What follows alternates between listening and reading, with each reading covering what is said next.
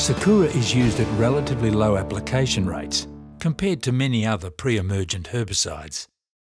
That makes Sakura easy to store and handle, but it also makes it very important that all the granules are properly dispersed in the tank. Thorough mixing and dispersion isn't something you should take for granted. In its first season of commercial use, a small number of mixing problems with Sakura were reported, including some instances of clumps in the tank. The reason mixing Sakura requires extra care is that its granules don't actually dissolve in water. They break apart and form a suspension in liquid. So, as this lab test shows, they can form clumps if they're added too quickly to break apart. The clumps can then sink and stick to the bottom of the tank, becoming very hard to disperse. In most cases, it's easy to avoid those problems by following some simple rules.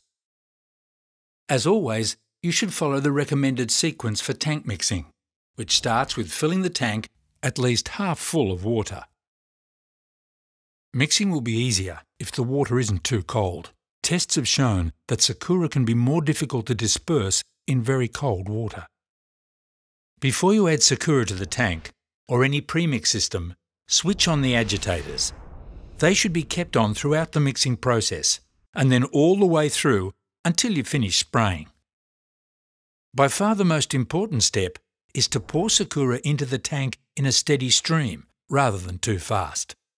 Measuring Sakura in a jug before adding it to the tank makes it easy to dump it all into the tank at once, but that may create a risk of clumping, particularly in very cold water.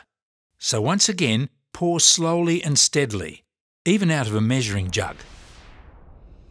You can avoid a lot of potential problems just by pouring relatively slowly. As the test tank shows, the granules will readily disperse and mix into a good suspension. If you're tank mixing Sakura with other products, always pour in Sakura first and make sure it's fully dispersed before adding the other products. You'll need to take extra care if you're tank mixing Sakura with any products that contain paraquat or oxyfluorphan, which can react with the dispersants in Sakura and cause the Sakura to fall out of suspension. So you need to make certain that Sakura is added first and properly dispersed before adding the second product. With those mixes, again it is important to maintain constant agitation until the spraying is finished. Ideally, you should never leave Sakura in the tank without agitation for any extended period of time, and certainly not overnight.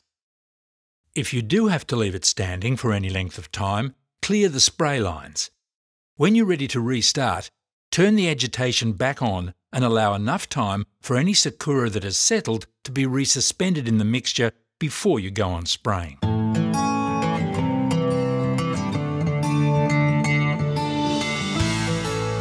If you take just a little bit of extra time, making sure the Sakura granules are always properly dispersed before you spray, you'll save yourself from any potential frustration and give yourself every chance of a great result.